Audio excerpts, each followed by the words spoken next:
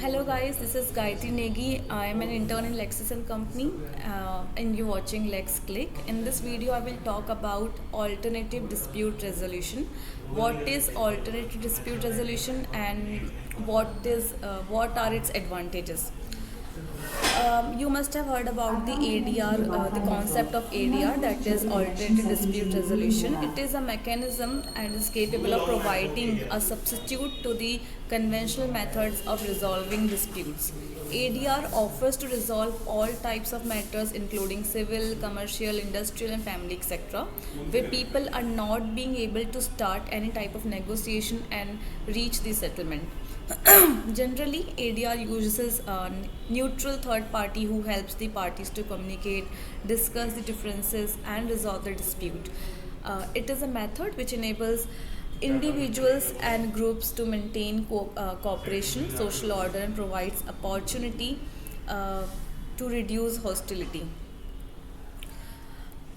What are the what is the advantages of ADR? So why do we go for ADR instead of filing a suit in the court?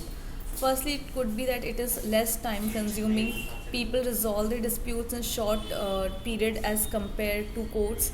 Secondly, it is cost effective method. It saves lot of money if one undergoes a litigation process.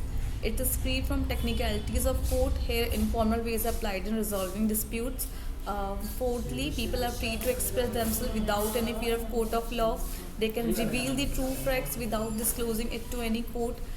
Fifthly, it is an efficient way. There are always chances of restoring relationship back as parties discuss their issues together on the same platform.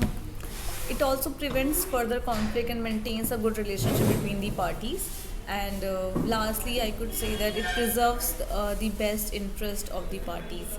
There are various type of ADR resolution, arbitration, mediation, conciliation, and etc. Let's shortly discuss a few important provisions related to ADR. Firstly, Section 89 of CPC provides that the opportunity to the people, if it appears to the court that there exist elements of settlement outside the court, then court formulate the terms of possible settlement and refer the same for arbitration, conciliation, mediation, or lok adalat. The acts which deal with ADR are Arbitration and Conciliation Act 1996, and there is also Legal Service Authority Act 1987. This was all about ADR mechanism and its advantages. Thank you for watching.